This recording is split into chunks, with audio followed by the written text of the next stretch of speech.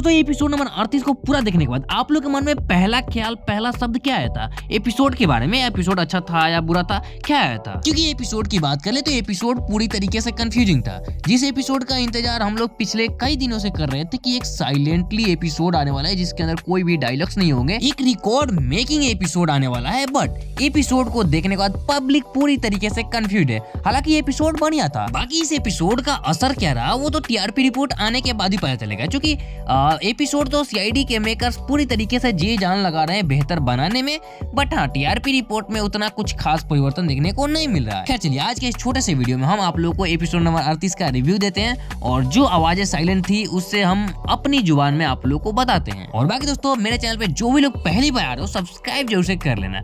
चलिए शुरू कर लेते हैं। तो दोस्तों, इस एपिसोड की शुरुआत होती है वहां से जहां से प्रोमो का एंड हुआ था। आप लोगों ने अगर प्रोमो देखा होगा एपिसोड नंबर 38 का, तो उसका जो एंड था वहां से इसकी शुरुआत हुई थी। हालांकि ऐसा कभी होता नहीं है, बट इस एपिसोड की शुरुआत हुई थी और सीधा उस इंसान का फेस दिखाया जाता है जिसका इंतजार पब्लिक कई दिनों से कर रही है। एसीपी प्रद्युमन, जो कि एक लोकेशन पे पहुंचते हैं जहां पर एक इंसान का मर्डर हो गया है। वहां पर सचिन और अवनी पहले से मौजूद थे। एपिसोड की शुरुआत में ही सचिन का रिएक्शन देख करके मुझे पता चल गया था कि ये फ्लैशबैक का सीन है और इसके बाद कुछ अलग दिखाया जाएगा। फिलहाल वहाँ पे एसीपी सर पहुँचते हैं। पहुँचने के बाद थोड़ी सी इधर उधर घूमते हैं और घूमने के बाद सबसे बड़ी चीज उनके ऊपर कोई बंदूक ताने रहता है। हालांकि वहाँ पे मारता नहीं है, वो बात अलग है, बट उनके ऊपर गन तान के रखता है। खैर बाकी इस सीन के बाद डायरेक्ट सीन दिखाया जाता है प्रेजेंट टाइम का, जहाँ पर सीआईडी की पूरी टीम एक ऐसे रेस्टोरेंट के अंदर पहुँचती है जो कि पूरी तरीके से एक बोले तो यूनिक तरीके का रेस्टोरेंट था, जहाँ पर भाई अजीबो गरीब सी भाई रूम, भाई नज़ारे, बहुत सारी चीजें यूनिक सी चीज वहां पर देखने को मिली। और सबसे बड़ी यूनिक चीज तो ये थी कि वहां पर आप बोल नहीं सकते, वहां पर पूरी तरीके से साइलेंट रहना था। खैर वहां पर एक बंदे की मौत हो गई होती है जिसकी तहकीकात के लिए सीआईडी टीम वहां पे पहुंची होती है और वो यूनिक कमरा था, यूनिक तरीके से वहां की डिजाइन थी। और वहीं पे पंकज को दीवार के अंदर एक कंकाल का मुंह दिख जाता है, तो उसको थोड़ा सा उससे वो मस्ती करने लगता है और जैसे उसके अंदर अपना उंगली डालता है तो वो उसकी उंगली को पकड़ लेता है और पूरी तरीके से चारों तरफ सायरन बजने लगता है, लाइट ऑफ ऑन होने लगती है, सबकी आवाज चली जाती है। वहाँ पे कोई बोल नहीं सकता, वहाँ पे बहुत सारे गैसेस भर देते हैं जिसकी वजह से कोई वहाँ पे बोल नहीं सकता। अब वहाँ पर उस गैस की वजह से 5 घंटों तक कोई वहाँ पे बात नहीं कर सकता था। फिलहाल उन्हें इस केस को बिना आवाज के ही सॉल्व करना था और पूरी अपनी ऑडियंस को बिना आवाज के सारी की सारी चीजें इशारों में ही समझानी थी। तो ये चीज सीआईडी के मेकर्स और सीआईडी के एक्टर्स के लिए बहुत बड़ी चैलेंजिंग थी और इसके लिए मैं पूरी टीम और पूरे एक्टर्स को एप्रिशिएट करना चाहूंगा उनकी मेहनत के लिए। बाकी अगर आप लोग भी एप्रिशिएट करना चाहते हो तो इस वीडियो को एक लाइक कर देना। बाकी उसके बाद सीआईडी टीम वहां पे मौजूदा सभी सस्पेक्ट का नाम लिखवा लेती है एक पेपर के ऊपर, क्योंकि वहां पे बात करके पूछ तो नहीं सकते थे, तो सभी का वहां पर से नाम लिखवा लिया जाता है, नाम, फोन नंबर, वो सारी चीजें। और बाकी फिर उसके बाद सीआईडी की टीम पहुंचती है उस लोकेशन पे जहाँ पे बॉडी पड़ी हुई थी और बॉडी को देख करके डॉक्टर सालू के बताते हैं कि इसको गोली से नहीं किसी तलवार या फिर चाकू से, कोई बड़ी हथियार से मारा गया है और वो भी इशारों के अंदर बताते हैं, जो कि काफी ज्यादा बेहतरीन होता है। और साथ ही में उसको प्रैक्टिकली करके भी दिखाते हैं कि आखिर खूनी ने किस तरीके से मारा होगा और मारा होगा तो उसके हाथों के ऊपर खून भी लगा होगा। फिलहाल सबको ये समझ में आ जाता है कि आखिर डॉक्टर सालू के कहना क्या चाहते हैं, तो वो लोग बाहर जाते हैं। बाहर जाकर के जितने भी सस्पेक्ट वहाँ पे मौजूद होते हैं उन सभी के हाथों को चेक किया जाता है कि उनके हाथों पे खून लगा है या फिर नहीं लगा है। और बाकी डॉक्टर सालू के वहाँ पर सभी को चेक कर रहे होते हैं। तब तक अभिजीत की नजर पड़ती है वहाँ के सीसीटीवी पर और फिर उसके बाद सीन आता है सीधा 3 महीने पहले का, जहाँ पर एक एसीपी प्रद्युमन का हमशक्ल गाड़ी से कहीं जा रहा होता है और साथ ही में एसीपी आयुष्मान भी कहीं जा रहे होते हैं अपनी दूसरी गाड़ी से। वो एसीपी प्रद्युमन का हमशक्ल है, ये इस बात से कंफर्म हो गया था जब उसके मोबाइल पे मैसेज आया था कि तुम्हारा सिर्फ एक ही टारगेट है, एसीपी प्रद्युमन। और बाकी फिर से प्रेजेंट टाइम का सीन दिखाया जाता है जहाँ पर अभिजीत और दया मिलकर के सीसीटीवी रिकॉर्डिंग देख रहे होते हैं और देखने के बाद वहाँ पर ज्यादा कुछ समझ में आता नहीं है। वहाँ पर जब क्राइम होता है तब सीसीटीवी के अंदर नजर आता है कि लाइटें बूझ जाती हैं और उसके बाद कोई मार करके चला जाता है। और फिर उसके बाद वो लोग थोड़ा सा सोच करके क्राइम होने से पहले, एग्जैक्ट पहले जब लाइट जाती है तब का इमेज और क्राइम होने के बाद का इमेज वो लोग अपने मोबाइल से क्लिक कर लेते हैं। और तो जब तक ये लोग सीसीटीवी रिकॉर्डिंग देख रहे होते हैं तब तक पंकज और पूर्वी पूरे रेस्टोरेंट को अच्छे तरीके से इधर उधर ढूंढते हैं कहीं कुछ सुराग मिल जाए। तो पूर्वी एक सीक्रेट रूम के अंदर भी जाती है जहाँ पर उसको हालांकि कुछ मिलता नहीं है। और बाकी दोस्तों सीसीटीवी फुटेज से एक चीज समझ में आता है कि जिस बंदे का मर्डर हुआ था ये लोग वहाँ पे कुछ सेलिब्रेट करने आए थे, बर्थडे पार्टी या फिर जो भी हो, वो लोग यहाँ पर सेलिब्रेट करने आए थे और सेलिब्रेट करने के दौरान इनको वहाँ पर कुछ टास्क मिला था, यानी कि जिस बंदे को मारा गया था उसे ताले चाबी से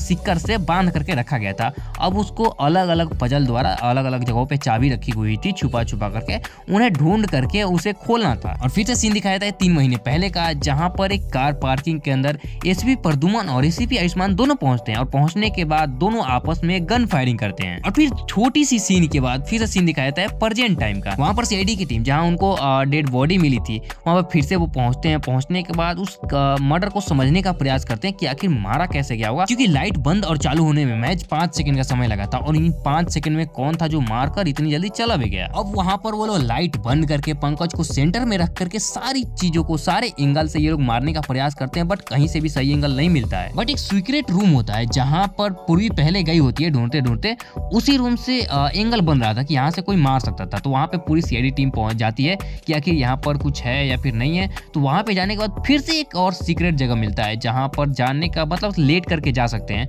तो वहां पर पंकज को भेजा जाता है, पंकज जाता है। जाने के बाद पता चलता है कि ये जो रेस्टोरेंट है भाई पूरी तरीके से भूल भुलैया टाइप पे था यार।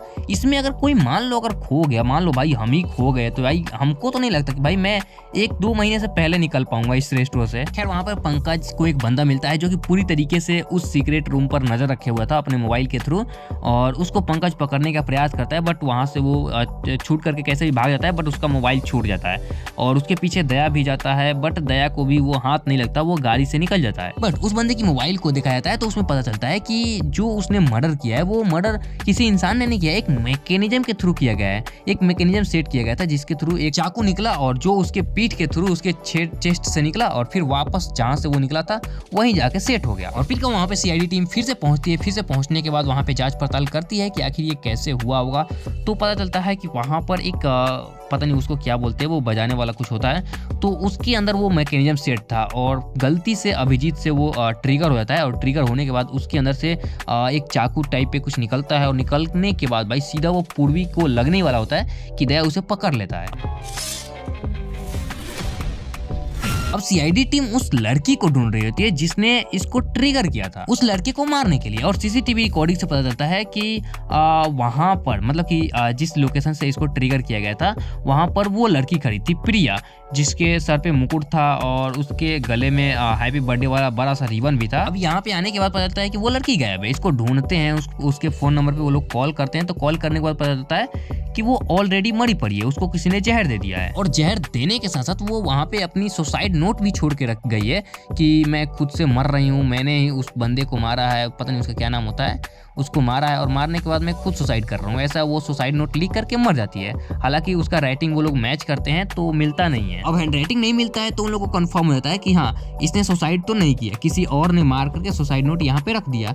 अब उनके पास और भी 5-6 लोगों के सस्पेक्ट का नाम फोन नंबर था, सभी ने लिख करके दिया था। तो उन सभी के हैंड राइटिंग से ये लोग मैच करते हैं। तो मैच करने के बाद पता चलता है कि जो एक बंदा होता है विशाल नाम का, उसने ये सारा चीज किया है। और फिर जैसे ही सीआईडी टीम उसको पकड़ने के लिए जाती है तो वो वहां से भाग जाता है। अब भागने के लिए वो तो रेस्टोरेंट के अंदर ही घूमता है क्योंकि गेट पर तो सीआईडी की टीम ने ताला लगा के रखा था। और उस रेस्टोरेंट के अंदर भाई सीआईडी की टीम ढूंढ लेती है कैसे भी करके, थोड़ा सा समय लगता है बट तो उसको ढूंढ लेती है। और पकड़े जाने पर वो भाई जो बताता है मारने का रीजन, भाई एक्चुअली मैं अपनी बात बताऊं तो भाई मुझे बिल्कुल भी समझ में नहीं आया कि आखिर उसने मारा क्यों। शायद उसके दोस्त यानी उसके बेस्ट फ्रेंड को उसने शायद गाड़ी से टक्कर मार के मार दिया था और उसके बाद लड़की को उसने क्यों मारा वो तो मुझे बिल्कुल भी समझ में नहीं आया। बाकी अगर आप में से किसी को समझ में आया हो तो कमेंट में जरूर से बताइएगा कि आखिर उसने लड़की को क्यों मारा। खैर उसके बाद सीआईडी टीम इसको ले जाती है और ले जाने के साथ साथ उस बंदे को भी पकड़ लेती है जो कि बच करके भाग गया था, उसको भी ये लोग पकड़ लेते हैं। और पकड़ने के बाद सीधा सीन आता है 3 महीने पहले का, जहां पर एसीपी आयुष्मान और एसीपी प्रद्युमन आपस में फायरिंग करते हुए नजर आते हैं और चकमा देकर एसीपी प्रद्युमन एसीपी आयुष्मान के ऊपर गन तान देते हैं और एक बगल से फायर भी करते हैं, यानी कि उनके फेस के ऊपर गन रख करके फायर करते हैं बट उनके फेस के ऊपर नहीं करते हैं। और बाकी दोस्तों इस पूरे एपिसोड के अंदर जो एसीपी प्रद्युमन और एसीपी आयुष्मान का सीन था वो पूरी तरीके से कंफ्यूजिंग था, किस लिए था, क्यों था, कुछ भी किसी को समझ में नहीं आया है। और साथ में ये अगले एपिसोड में कैरी ऑन होगा या फिर नहीं होगा ये बिल्कुल भी किसी को नहीं पता, क्योंकि आप सबको बता दें कि पिछले 2-3 सप्ताह से ऐसा हो रहा है कि संडे का जो भी एपिसोड आ रहा है वो एंड में कंफ्यूजिंग रह जा रहा है और सभी को लग रहा है कि वो अगले सप्ताह का जो एपिसोड होगा उसके साथ जोड़ दिया जाएगा, लेकिन ऐसा हो बिल्कुल भी नहीं रहा है। आप लोग को टोनी वाला केस याद होगा, तो उसमें भी ये लोग ऐसे ही छोड़ दिए। खैर फिलहाल इस एपिसोड के लिए अच्छी खबर है कि इसे शायद ये लोग नहीं छोड़ने वाले हैं। प्रोमो की बात कर ले तो वो कल मैं उसका रिव्यू वीडियो आप लोगों को लेकर आने वाला हूँ, तो उसमें आप लोग को सारी चीजें डिटेल मिल जाएगी। बाकी फिलहाल ये एपिसोड आप लोग को कैसा लगा कमेंट में जरूर से बताइएगा।